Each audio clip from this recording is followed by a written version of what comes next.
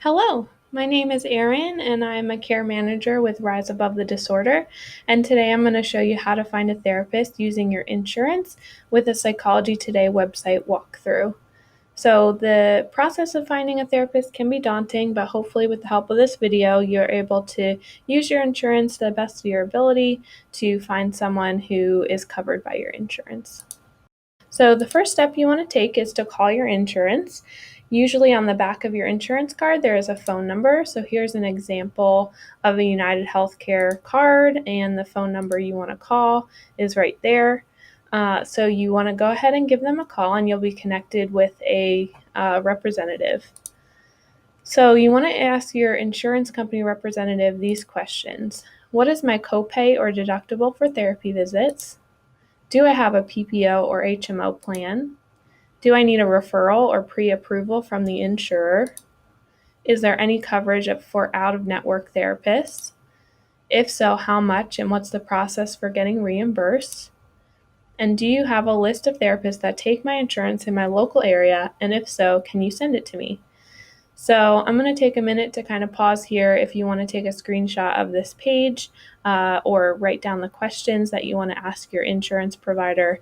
Now, if it's too much to call your insurance, like you have social anxiety and it's very hard for you to call your insurance, the other option for you to do is to use the Psychology Today website. This is the website Psychology Today. You just type in psychologytoday.com. This is for the United States. If you want to change your country, you click on that, and then there are different countries that are available. We're going to stick to the United States. So then you type in your city or zip code,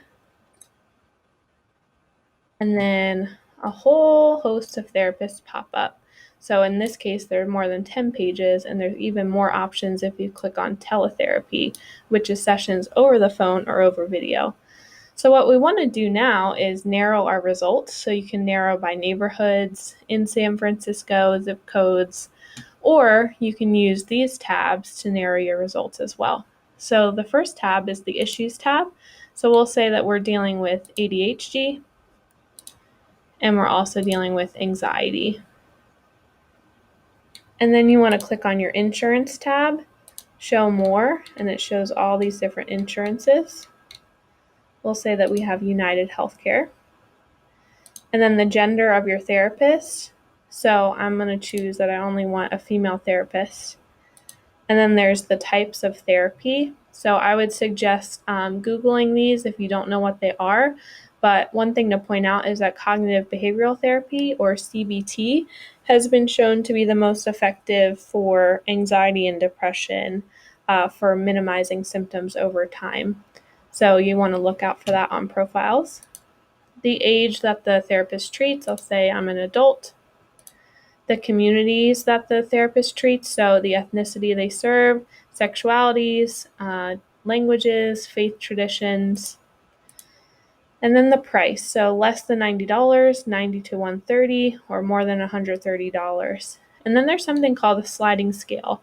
So a sliding scale is for people who have low incomes or are unable to afford therapy on their own. So if you don't have insurance or something like that, you can click on sliding scale. And typically sliding scale it varies from therapist to therapist, but it could be less than $90 and anywhere from $50 to $70 at the lowest prices. And then you can also click if they have a video intro, and that would narrow your results as well. So now we look at our results, and there aren't as many. There's only one page, but there's more options, again, if you click on telehealth. But this is enough options to get us started. So I'm going to click on a therapist profile so you can see what that looks like. There's a bio here. Their location is here. It lists the cost of the sessions, if they take a sliding scale, and the accepted insurances that they take. It also has how many years she's been in practice and her credential information. Their phone number is listed. This is usually a Google Voice number, so you have to call it, try it out. It doesn't always work. Usually there's a tab that links to their website, and that has a more accurate phone number. But what you can do on here is press email us, put your contact information, subject, looking for a therapist, and then your message, just saying kind of what you're looking for. You can ask for a consultation or an appointment. A consultation is usually a 10 to 15 minute conversation over the phone to see if you guys might be a good fit for each other. So you ask about that. You ask if they take your insurance. So when you're contacting a therapist, what you want to do is ask them these potential questions. So, are you accepting new clients is the first one. Do you take my insurance is the second one, and ask if they take your PPO or HMO plan, which you asked your insurance about earlier.